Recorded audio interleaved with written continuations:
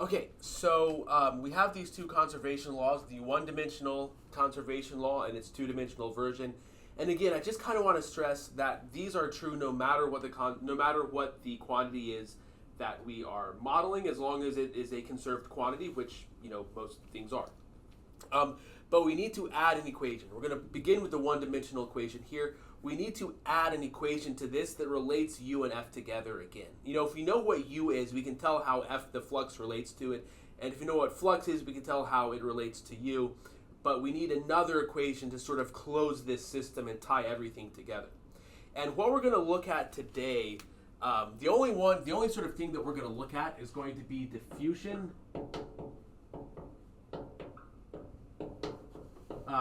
and transport.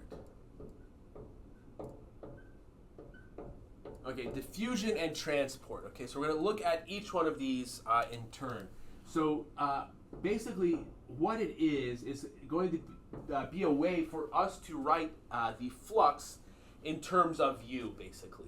Okay, so we're going to write this in two terms. So there's going to be two different contributions to flux. If you remember in the previous video, I talked about, the following example. We have pollution going into a river, and the river is kind of flowing downstream. And so maybe this pollution is spreading out according to a certain diffusive property, or the diffusive way that we will talk about in just a minute. Not only is it spreading out, but this river is carrying it along. So like if the river wasn't moving, if it was just a still river, whatever that means, we would have the quantity, we would have this substance just spreading out.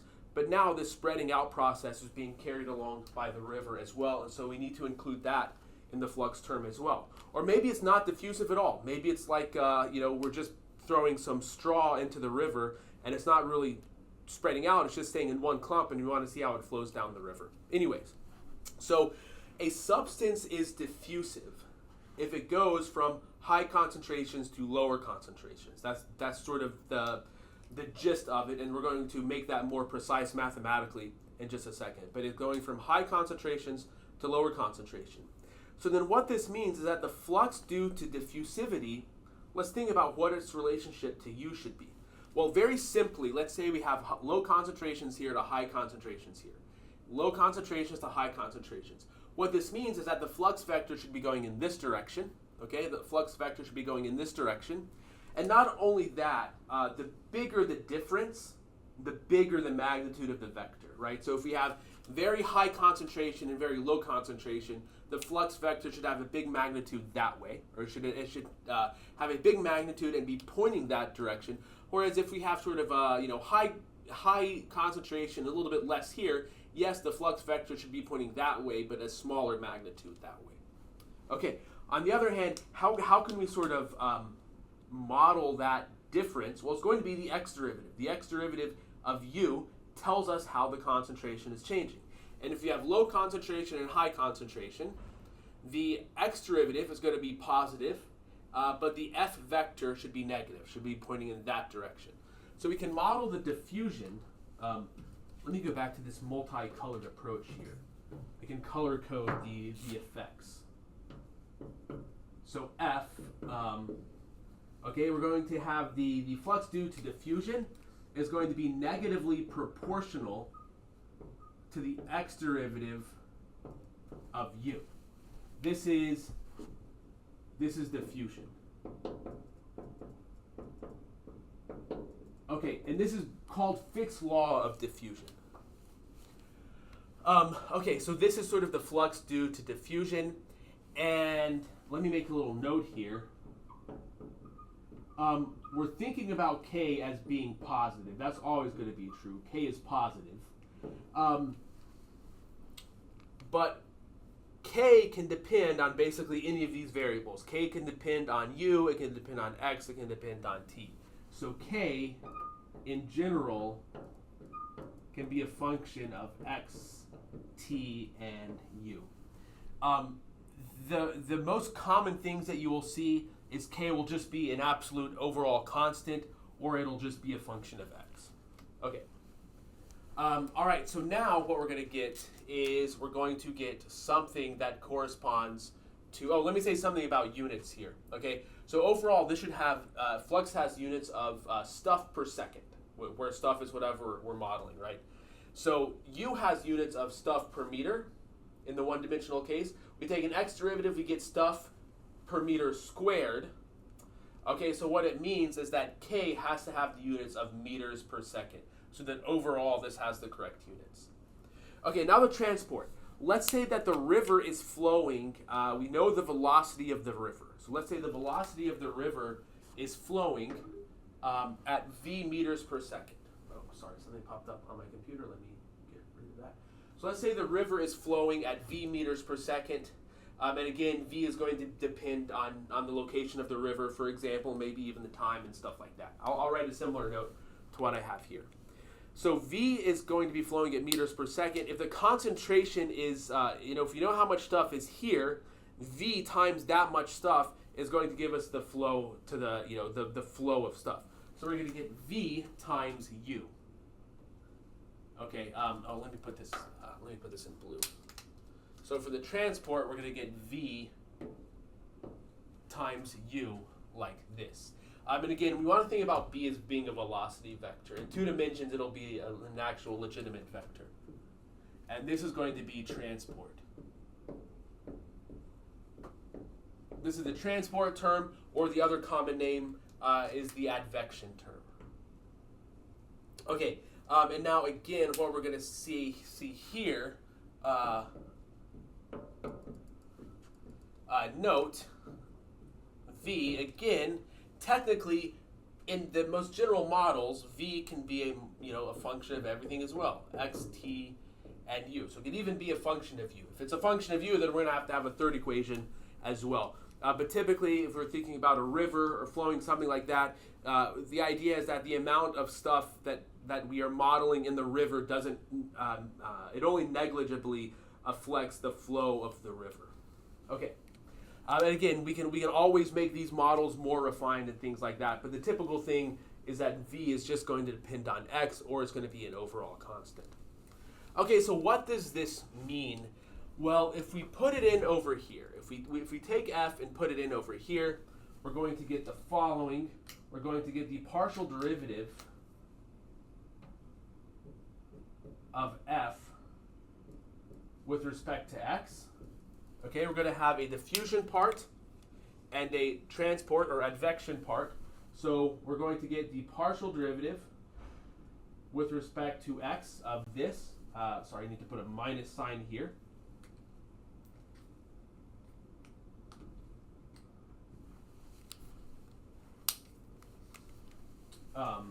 Times k times the u derivative of x. And then we're going to get the transport or advection term.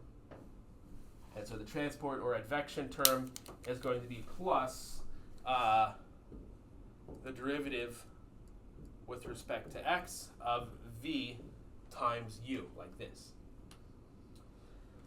Okay, now in the case where the x derivative, if we know that the x derivative of k and the x derivative of v are equal to 0. In other words, k and v are constants as far as x is concerned. Then we're going to get that the partial derivative of f with respect to x. I can pull this k out over here. We're going to get minus k times the second derivative of u with respect to x, and then over here we're going to get plus v times the first derivative of u with respect to x. Okay, and if we replace it over here, that is the version that I'm going to replace up over here, the case where we have constant k and constant v. What we're going to have for this equation over here then is going to be the derivative of u with respect to t minus k times the double the double x derivative of u, and then plus v times the derivative of u with respect to x. That is the one-dimensional version. The two-dimensional version is going to be basically the same thing, but the two-dimensional analog of the calculus operations.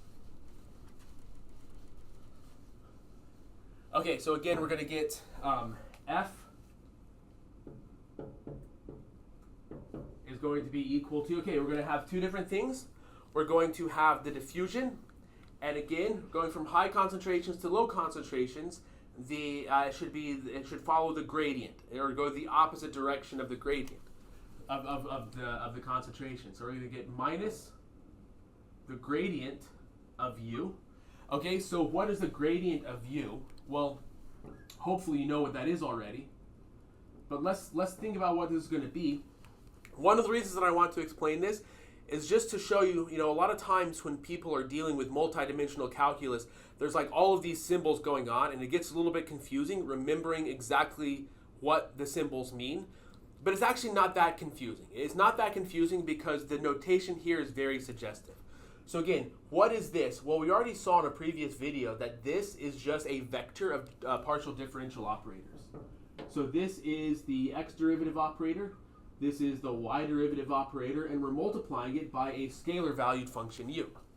Now, what does vector scalar multiplication mean? Well, it just means you multiply each entry by the scalar. But here, since these are operators, multiplication is interpreted to mean do the operator.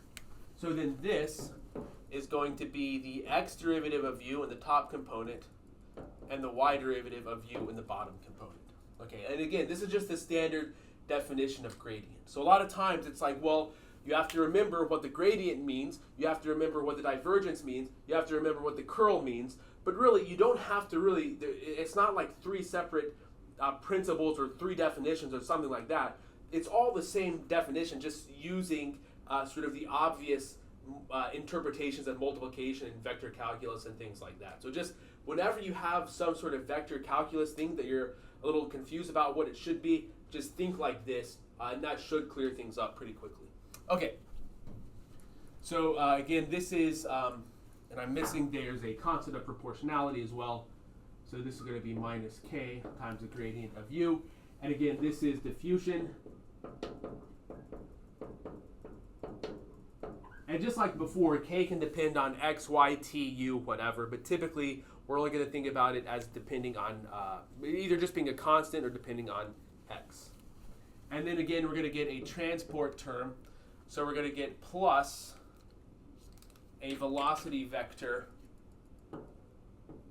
Okay, so now if we're thinking about pollution in a lake or something, the velocity vector could go that way, that way, that way, that way, anywhere in 2 dimensions, not just a one-dimensional flow.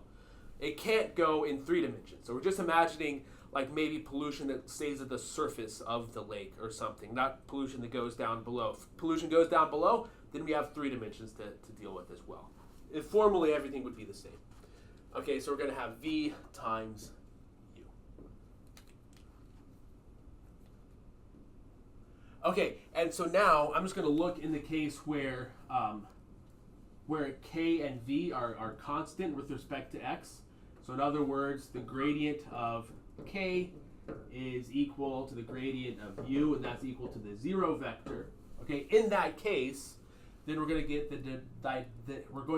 the divergence of F.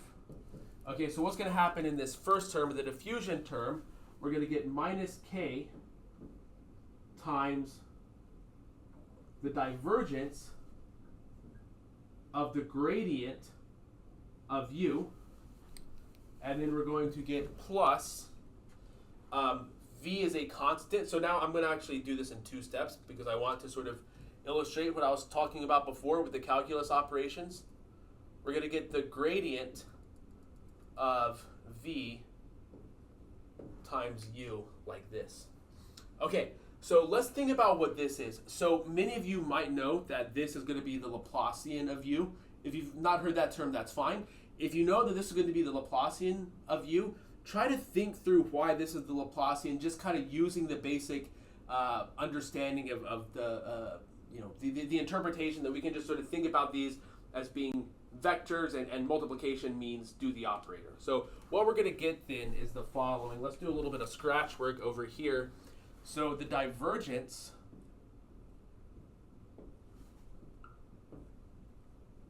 of the gradient of U. Okay, so what's happening here? The divergence, again, this vector right here this always, like if we just think about this symbol right here as always meaning the vector of partial derivatives, and then how it applies depends on whether it's curl, divergence, gradient, whatever. We're going to have this dotted with the gradient of u. We already computed the gradient of u. It's going to be the x derivative of u and the y derivative of u. Okay, so what does the dot product mean? This is just two vectors. This is the dot product. It means that times that plus that times that. And here times simply means do the operator. That is the interpretation of times when one of the vectors is a vector of operators. So it's going to be the x derivative of the x derivative of u. So this is going to be the second x derivative of u. And then we're going to get the y derivative of the y derivative of u. So we're going to get the second derivative of u with respect to y. Okay, so if we come down over here, we're going to get minus k times the double x derivative of u plus the double y derivative of u. But this comes up so often that it has a special name called the Laplacian, which is just Laplacian of u like this. So Laplacian of u is equal to del dotted with del. So this is an operator here. There's sort of an associative law. We can think about that as being an operator, delta dotted with delta. And again, if you just think about that as a vector and that as a vector, and do delta dotted with delta, you're going to get the double x derivative plus a double y derivative, which is exactly what the Laplacian is here. Okay, so these symbols right here, don't let them sort of confuse you or make you nervous or anything. They simply mean a vector of partial derivative operators. And then basically from there, whenever you see it written, if you interpret it like that, you can tell what's going on. All right, so we're going to have minus k times the Laplacian of u. Okay, and now over here, what's going to happen? Well, let's do a little scratch work over here. Again. So the gradient of v times u. Okay, so, well, if there's any justice in the world, and often it seems like there isn't, but in this case there is, v dotted with u, so not v dotted with u. I have a dot product here, but I just mean ordinary multiplication. Okay, so what's going to happen? Well, this should follow some sort of product rule. So it's the derivative of a product. So what we should get is, well, what are we going to get? We're going to get gradient dotted with v times u plus v times gradient of u. Okay, so let's think about what's happening here. Dotted here because of the dot product there. Okay, so what's happening here? Well, we're assuming here, I said the gradient of u is equal to 0. This should be the gradient of v is equal to 0. So what's happening down here, the gradient of v, the divergence of v is equal to 0. So ordinarily this would be equal to 0. Otherwise, it would be the divergence of v. Okay, we get the divergence of v, which is going to be a scalar quantity times this scalar quantity here. But in this case, this is just equal to 0. Now, what do we get over here? Well, it's the velocity vector dotted with the gradient of u. So it's going to be the x component of v times the x derivative of u plus the y component of v times the y derivative of u. That's what that means there. And so we're going to get plus v dotted. Sorry, if you notice my voice cracking, is because of a very scary person. There's actually a Gruffalo in my office. Anyways, okay, and so this is what we're going to do. So this would be the equation here. Again, we're assuming that k and v do not depend on x. And when we put it over here, it becomes the following. We're going to get the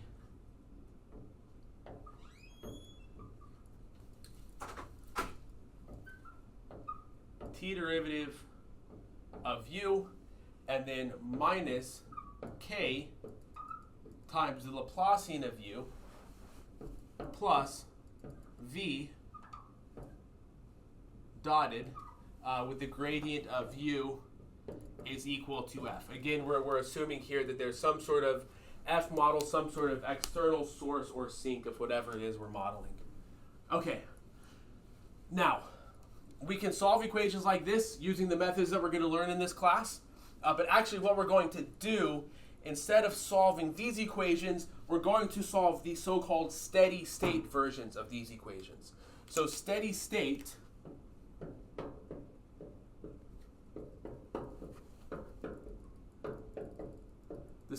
equations are when, steady typically means with respect to time. So they're the equilibrium solutions or steady state solutions. So they're no longer changing with time. So it means that the t derivative of u is equal to 0.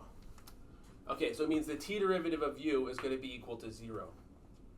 In a case like that, what we're going to get is minus k times the second derivative of u with respect to x plus v times the first derivative of u with respect to x is equal to f. Now in one dimension, look, what are the different independent variables here? X and t. We're assuming that the t derivative of u is equal to 0. So there's just one variable, it's x. And so now what we get is minus k u double prime plus v times u is equal to f.